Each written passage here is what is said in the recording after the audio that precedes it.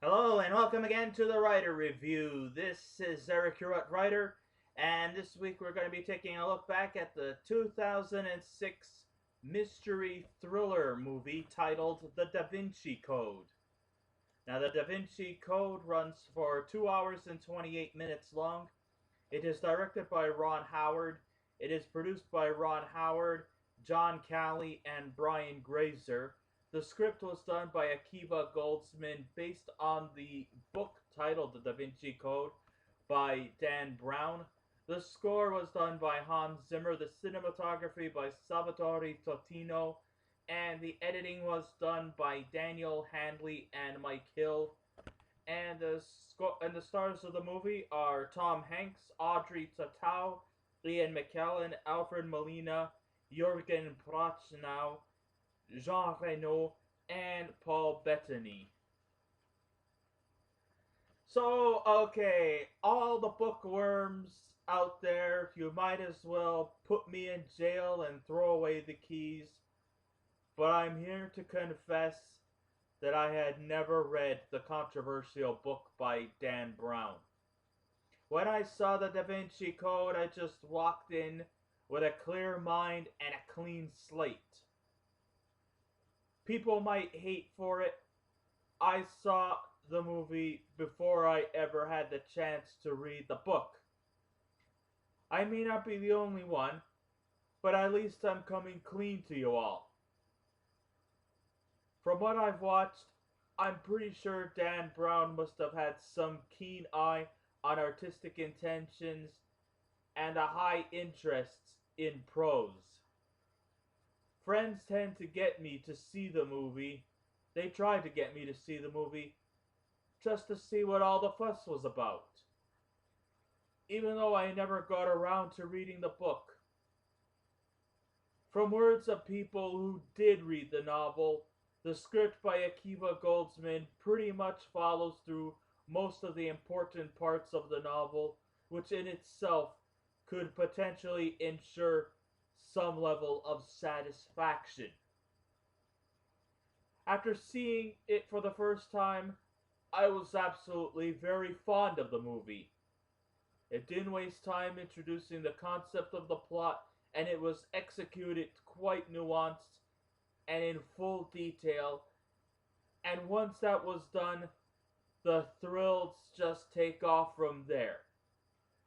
In Paris, Louvre curator Jacques Saunière, played by Jean-Pierre Mariel, has been murdered by an albino complexion assassin named Silas, played by Paul Bettany, who was under the guidance of someone who is simply known as the teacher, whoever this mysterious teacher may be.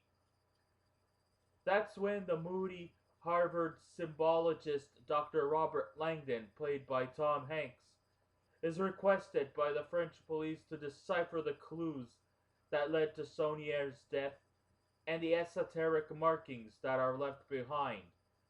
Many of them are coded, and the codes eventually lead up to links behind the alleged relationship between our Lord Jesus Christ and his girlfriend, or maybe even his wife, Mary Magdalene.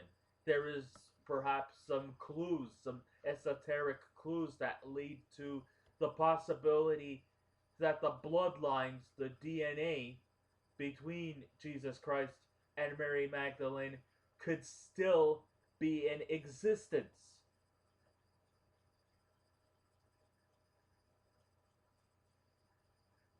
Police cryptographer by the name of Sophie Neveu, played by Audrey Tautou, gets involved in the crime.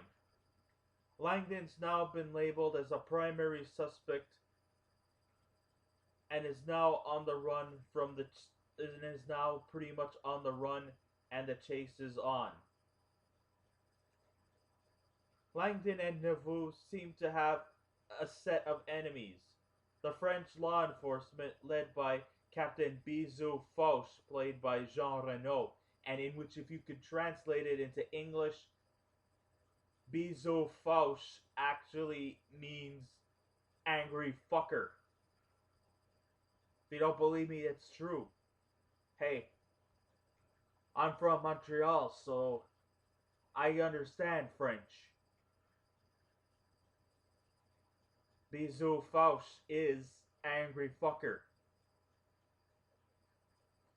And he seems to be hot on their trail and is inches from catching them. The other group seems to be the Roman Catholic Church, who seems to be hiding some sort of deep secret that can't be revealed. Silas, along with the Bishop Aringarosa, played by Alfred Molina, join forces to bring our heroes down. The closest ally to our protagonists is Sir Lee Teabing, played by Ian McKellen, to Robert and Sophie, if they want to escape from their enemies and unraveling the encoded sacred object, only to know later what's really Teabing's motives are, which I won't get to, but let's just say I think Robert and Sophie need to somehow get closer to who their friends really are. That's all I have to say. So now, as I see it, the genre is jumped from a murder mystery to a crime drama to becoming a religious mystery that will likely intrigue the inner theologian in you.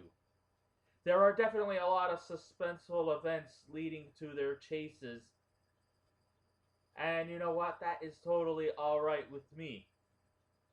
The mysterious decoding will likely spark my interest, which is quite amazing.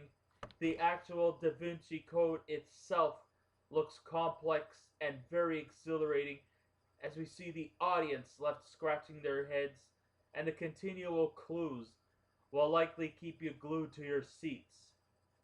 And the piecing together seems precise and never feels confusing, and the pacing is truly well executed. There's some great dialogue to go along, and never does it wear out its welcome.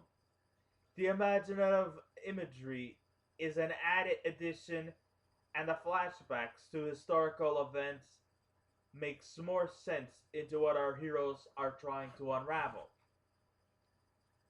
Maybe by not reading the book first might have been not exactly an entirely bad thing. Those who have read the book were probably harsh about this movie, mainly because they're nitpicking at every error or inaccuracy about the movie. I feel that if I did read the book, it might have dampened my spirit about the movie. But I was hooked on the movie partially because I didn't read the book, and I just expected the unexpected. I had some knowledge about the historical events to get enough information about what they're deciphering. Overall, I actually had a lot of fun with the Da Vinci Code. Akiva Goldman's script ran at a respectable pace. Another factor is the originality of the story. It's a mystery thriller based not on crime or murder, but on religious symbolism, even with cops and crooks. And we can't neglect the thin linings between fact and fiction. And while the emphasis is based on numerous relics like the Holy Grail and the Holy Blood, we ask ourselves the insightful question if the Holy Grail could be a balance that could change the world. So in the end, I'm pleased with the story that might trigger some reflection. A lot of people had said that the book was not really that great. You know what? I understand that there's a lot of overzealous religious fanatics out there, and if you, of course, you take any jab at Jesus Christ or any kind of religion, of course, there's going to be a lot of turmoil. There's going to be a lot of uproar because, nobody wants to take the Lord's name in vain, and nobody should criticize Jesus Christ because that would be a sin. Now, look, I'm not the most religiously inclined individual, and I didn't find anything remotely offensive or anything that seemed something that will make me cringe. I'm not an atheist, but I'm not an overzealous religious guy either. I kind of rested the balance between both worlds. And like I said, this movie is really really fascinating. I thought the performances were pretty good. Ian McKellen, who played between Lee Teeping, he was just amazing. He stole practically every scene, and he actually turned in the best performance in this movie. But that's not to say the other performers were less. Tom Hanks, he always continues to amaze me. Audrey Tautou, she actually also is very good as well. Jean Reno, he's always super. I also enjoyed the performances from Alfred Molina as the bishop and Paul Bettany as the mysterious Silas. They were quite good in their leading antagonist role, and I didn't feel it to be any kind of like Indiana Jones watered down stuff. I know there are a lot of art historians who may also seem like they were belittling the artwork, especially that of the legendary himself, Leonardo da Vinci, who thinks that there's some kind of subliminal messages about Jesus and Mary Magdalene hidden inside um, Leonardo da Vinci's artwork, and that they're trying to piece these things together. Many people think that it's practically sacrilegious, but you got to remember, this is a work of fiction. It's not real. So nobody's being should deserve to be demonized in any way. And I thought Ron Howard did a great job at directing. And it is a shame that I never got to read the book, and I feel bad about that. Maybe I might want to go to my local library and pick out Dan Brown's The Da Vinci Code just to see what it's about. But is it going to change my mind about the movie? Not in a long shot. So for that, I give The Da Vinci Code out of 10. I give it a 9. So I guess this ends my writer review for today. Thank you all for listening in. If you'd like to subscribe to my channel, please feel free to do so. If you wish to leave a comment, go right ahead. Just remember, be kind, be courteous, and don't be rude. Because, I do come and visit your sites too. And even if I don't agree with what other people say, that doesn't mean that I disrespect anybody's opinion. Even if we do agree about a movie that we like, but for different reasons, I'll still respect you, because I will be coming to your channels to give my analysis, and hopefully we can see an agreement.